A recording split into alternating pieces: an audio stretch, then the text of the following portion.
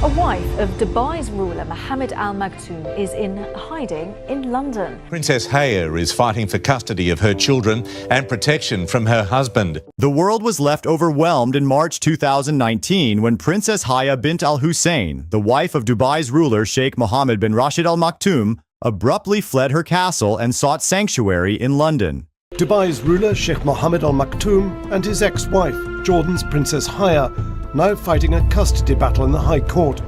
This extraordinary epic, which has been described as the biggest divorce case in British legal history, has thrown a rare spotlight on the closely guarded world of Middle Eastern royal families.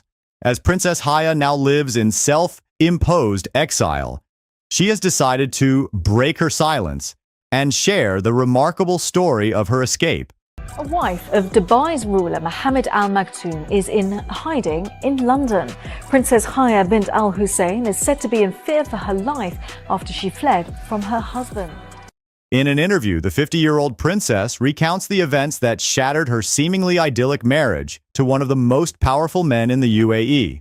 From the moment she discovered her husband's alleged involvement in the abductions of his own daughters to the relentless campaign of intimidation she faced, Princess Haya unveils a chilling portrait of life as the wife of Dubai's ruler. "I knew I had to get out for my own safety and that of my children," she says. "The threats were becoming too much to bear, and I feared that we would never be truly safe as long as we remained in Dubai." Background: a royal pedigree and a passion for horses. Princess Haya bint al-Hussein was born on May 3, 1974, into the Jordanian royal family. She is the half-sister of King Abdullah II of Jordan, and her mother, Queen Aliyah, tragically passed away in a helicopter crash when Haya was just 3 years old. Despite this early heartbreak, Princess Haya channeled her energy into a passion for horses, becoming the first female Jordanian to obtain a truck driving license at the age of 19. Her equestrian prowess led her to represent Jordan at the 2000 Olympic Games in Sydney, where she competed in the show jumping events. It was during her time competing on the international equestrian circuit that Princess Haya's life would take an unexpected turn.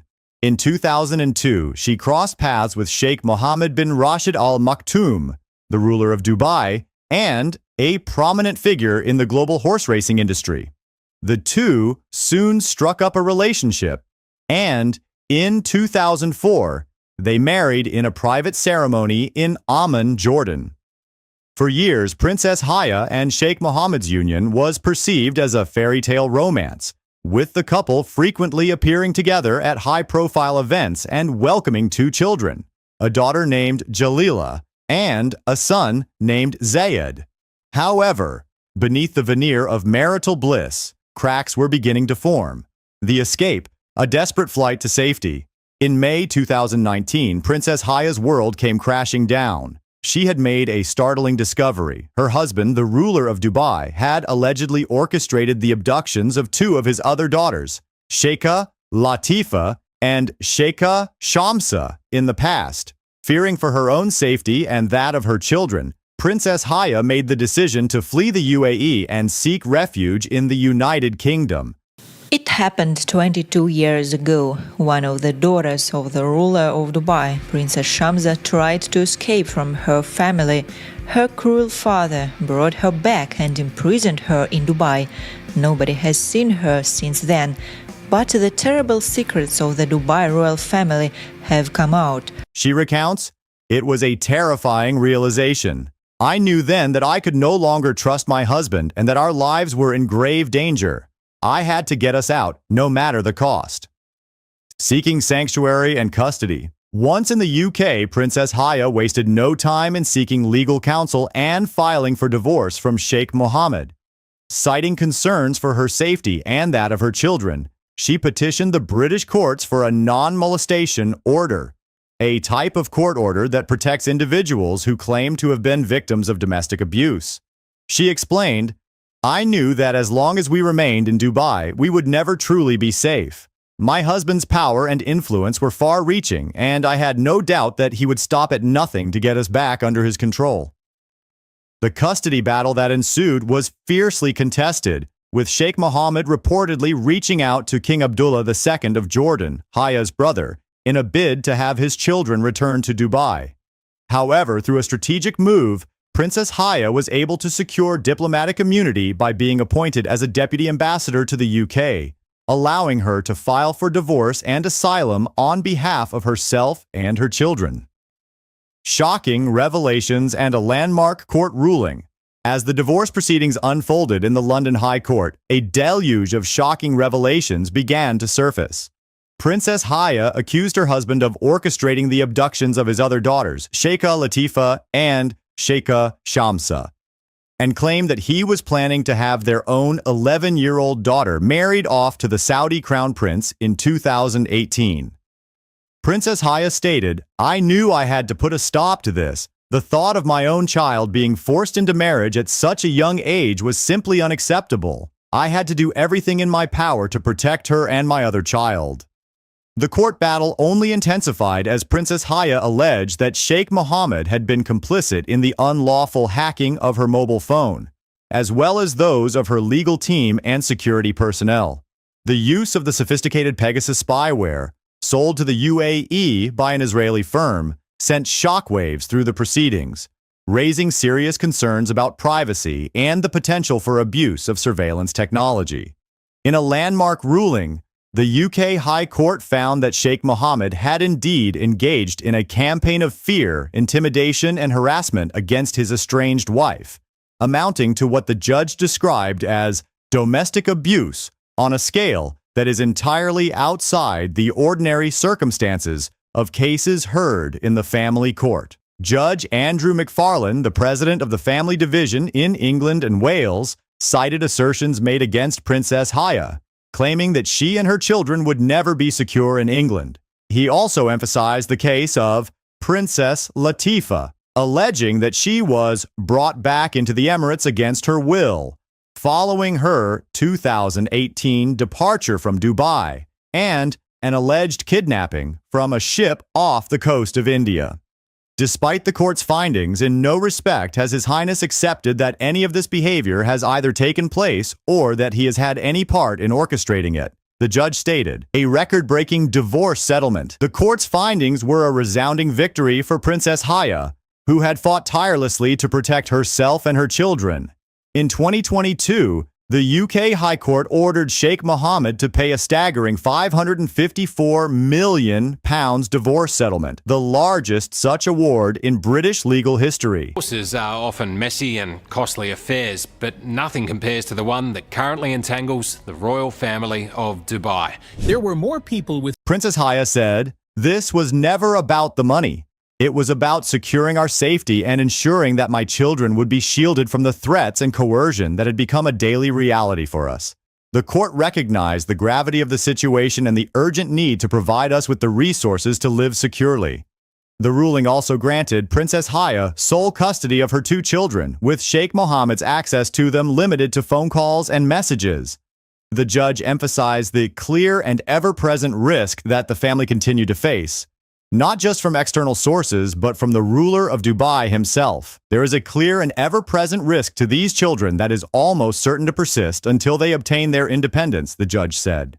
As to Princess Haya, he added, "There will remain a clear and ever-present risk to Princess Haya for the remainder of her life, whether it be from Sheikh Mohammed or just from the normal terrorist and other threats." Additional details: lavish spending and blackmail. During the court hearings, Princess Haya's lavish spending was criticized, with the judge noting that her son, aged just 9, had been given 3 expensive cars as he was accustomed to being given cars as gifts. The judge described this as a legitimate criticism against the princess. Furthermore, Princess Haya revealed that she had been blackmailed by members of her security staff over an affair she had with one of them. She made several payments to 4 of these staff, some of which came from her children's bank accounts. To correct this, she said she had sold jewelry worth over £1 million and had since had to sell more. Sheikh Mohammed's response and removal of poem. In response to the court's findings, a statement issued on behalf of Sheikh Mohammed said he loved his children and would always provide for them, but he maintains his denial of the allegations made in these contentious proceedings. The Sheikh has also reportedly removed an online poem called "You Lived, You Died," which was widely assumed to be a threat against Princess Haya after he discovered her affair with her British ex-army bodyguard. He said he had no intention of causing harm to the princess. The statement read, "A life in exile and a plea for change." Since the conclusion of the divorce case, Princess Haya has chosen to live a life of relative seclusion, away from the glare of public attention. She has settled with her children in a rural area of Wales, determined to provide them with a sense of stability and security that had been so profoundly disrupted. Like, comment, and subscribe to James Goodman for more interesting content. Jamie Lee Curtis has just confirmed the complex truth about her father, Hollywood legend Tony Curtis, a man whose life behind the scenes was as turbulent as his rise to fame was spectacular.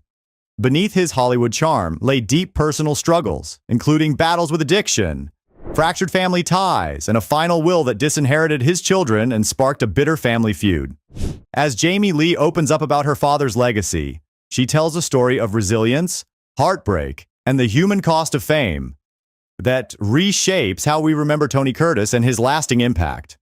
Tony Curtis, born Bernard Schwartz on June 3, 1925 in the Bronx, New York City, faced numerous hardships during his early life. His parents, Helen and Emanuel Schwartz, were Hungarian Jewish immigrants who struggled to make ends meet. The family lived in poverty, and young Tony, along with his brothers Julius and Robert, often went hungry. These difficult circumstances had a profound impact on Curtis's life and shaped his determination to succeed. Tragically, when Curtis was just 12 years old, his younger brother Julius died after being hit by a truck. This devastating loss further compounded the family's emotional and financial struggles. Despite these challenges, Curtis remained focused on finding a way out of his impoverished circumstances. He attended Seward Park High School but faced frequent bullying due to his family's poverty and his Jewish heritage. Curtis found solace in movies, dreaming of a life beyond the hardships he endured. At the age of 16, Curtis joined a neighborhood gang seeking protection and camaraderie. However, his life took a pivotal turn when he enlisted in the United States Navy during World War II. Inspired by the likes of Cary Grant and Tyrone Power, Curtis served aboard the USS Proteus, a submarine tender, until the end of the war. This experience not only provided him with an escape from his troubled past, but also instilled in him a sense of discipline and purpose.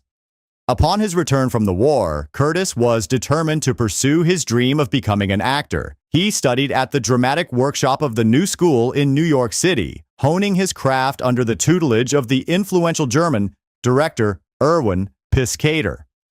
It was during this time that Curtis caught the attention of Joyce Selznick, a prominent talent agent who recognized his potential and helped him secure a contract with Universal Pictures. As Curtis made his way to Hollywood, he shed his birth name and adopted the stage name Tony Curtis, a nod to the novel Anthony Adverse and a maternal family name, Kurtz. His striking good looks and undeniable charisma quickly earned him a place among the emerging stars of the era, such as Rock Hudson and James Best. Curtis's early roles in films like Criss Cross, 1949, and City Across the River, 1949, showcased his magnetic screen presence, setting the stage for his meteoric rise to stardom. Throughout the 1950s, Curtis's career soared with the iconic film The Prince Who Was a Thief, 1951, cementing his status as a leading man. He went on to star in numerous successful films, including Houdini, 1953, Trapeze, 1956, and Sweet Smell of Success, 1957. His versatility as an actor was evident in his ability to tackle both dramatic and comedic roles with equal aplomb. However, behind the glitz and glamour of his Hollywood persona, Curtis's personal life was far from perfect. In 1951, he married actress Janet Leigh, forming one of the most iconic couples of the era. Together, they had two daughters, Kelly and Jamie Lee Curtis, who would later follow in their famous parents' footsteps.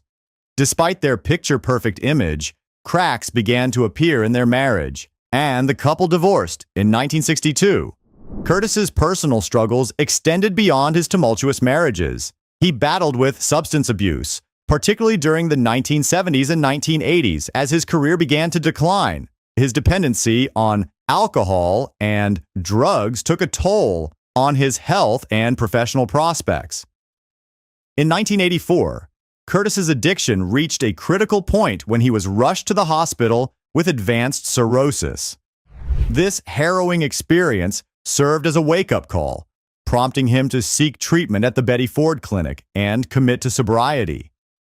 Despite these challenges, Curtis managed to stage a remarkable resurgence in his later years. He garnered critical acclaim for his chilling portrayal of Albert DeSalvo in the 1968 film The Boston Strangler, reminding audiences of his immense talent. Curtis also found solace in his lifelong passion for painting, dedicating more time to his artwork as his acting career slowed down. His paintings were exhibited in prestigious galleries, and he found a new sense of purpose and fulfillment through his creative endeavors. Tony Curtis has passed away in 2010 due to cardiac arrest. His sixth and final wife, Jill Vandenberg Curtis, discussed her late husband's life, legacy. Just a great down-to-earth guy. He loved all of his fans, and I just really appreciate everybody who's been contacting us.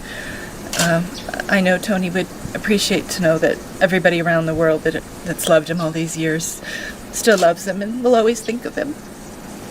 And he died peacefully here, surrounded by those who love him and have been caring for him.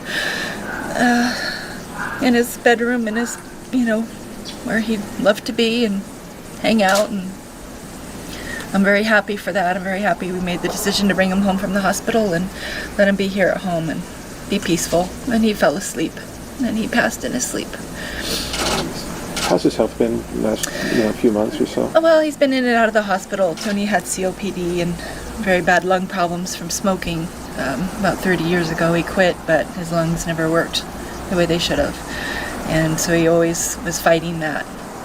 And his heart survived things that Tony would always say would have killed an ordinary man. And that's absolutely true. But this time his heart was ready to go and be at peace. What was he most proud of among all the accomplishments that he had? I think being a painter. And all Tony ever wanted to be was a movie star. Didn't want to be, the most dramatic actor, and he wanted to be a movie star ever since he was a little kid. It was Tony. They don't make people like Tony anymore. And have you heard from Jamie or any of the family yet? What did they say? I spoke to some of the kids last night, and my family's flying in to come and be with us. So all of his friends and family are going to be around, those that love him and have been caring for him the last few years. How do you think he wants to be remembered? I think Tony would want to be remembered as a nice guy, a kind person, a funny guy, someone who worked very hard his whole life, had great drive. And one thing Tony always said, there was a quote that he always loved, and he said, "God is great, he won't hurt us, 'cause he looks like Tony Curtis." And so I guess now he knows how he looks, and I'm sure he's happy to see that. I just wanted to say thanks for... Thank you. We didn't want to knock on the door, obviously, but we did want to get a nice tribute out for him because... He deserves it. Tony deserves it. He didn't get all of the acclaim that he should have gotten throughout his life, and I know Tony's had some personal problems and things, but haven't we all? Yeah. And in the end, his kindness and generosity and gentle spirit prevailed over everything. And that's how I think he should be remembered. A good friend and a good husband. Thank you so much. Okay. Thanks for your time. Thank you, guys. However, the final years of Curtis's life were marred by a bitter family feud over his estate. When he passed away in 2010, it was revealed that he had made the controversial decision to disinherit all his children in his will, leaving his entire estate to his sixth and final wife, Jill Vandenberg Curtis. This DEI closure sent shockwaves through the family, with Curtis's children, particularly his daughter Allegra, openly expressing their hurt and anger over the situation. Allegra Curtis criticized Jill Vandenberg Curtis for her handling of their father's estate, particularly her decision to auction off his personal belongings and memorabilia. Allegra argued that these items held deep sentimental value and should have remained within the family. The dispute escalated into a legal battle, with Allegra and her sister Kelly challenging the validity of the will. They claimed that their father was not of sound mind when he made the decision, and that undue influence may have played a role. However, despite their efforts, the court ultimately upheld the will, leaving Jill Vandenberg Curtis as the sole beneficiary. Amidst the family turmoil, Jamie Lee Curtis, Tony Curtis's daughter from his marriage to Janet Leigh, remained notably silent on the matter of the inheritance. Unlike her half-sisters, Jamie Lee did not contest the will or publicly express any resentment toward her father's decision. In fact, she appeared to have come to terms with the complexities of her relationship with her father long before his passing. Jamie Lee Curtis, who had achieved significant success in her own acting career, had spoken candidly about the challenges of growing up in the shadow of her famous parents. While she acknowledged the impact of their fame on her life and career, she also emphasized her own hard work and dedication in establishing herself as a respected actress. In recent years, Jamie Lee has addressed the topic of nepotism in Hollywood, often referred to as the Nepo baby phenomenon. In a 2023 interview, Jamie Lee Curtis reflected on the role her parents' fame played in her own success, stating, "I have not shied away from it. I am not under any delusion that it hasn't had an effect and an impact." However, she also asserted her own merits and accomplishments, saying, "At the end of the day, none of that helps you when they say rolling an action." Jamie Lee's candid and balanced perspective on the Nepo baby debate showcased her self-awareness and determination to be recognized for her own talents and hard work. As the dust settled on the inheritance controversy, the focus shifted to the enduring legacy of Tony Curtis. Despite his personal struggles and the complexities of his family life, Curtis's impact on Hollywood remains undeniable. His performances in classic films like Some Like It Hot, 1959, and Spartacus, 1960, continue to captivate audiences, while his off-screen persona and tumultuous personal life have become the stuff of Hollywood legend. From his humble beginnings in the Bronx to his meteoric rise to fame, Curtis's journey was marked by both incredible highs and devastating lows. His struggles with addiction, failed marriages, and family conflicts paint a picture of a man grappling with the pressures of celebrity and the toll it can take on personal relationships. Yet, through it all, Curtis's talent and charisma shone through. His performances left a lasting mark on the film industry, and his influence can still be felt in the work of the many actors who have followed in his footsteps. Even in his later years, as he battled health issues and faced the challenges of aging, Curtis remained a beloved figure, celebrated for his contributions to the world of entertainment. The revelations made by Jamie Lee Curtis in the wake of her father's passing offer a glimpse into the complex family dynamics that shaped the lives of Tony Curtis's children.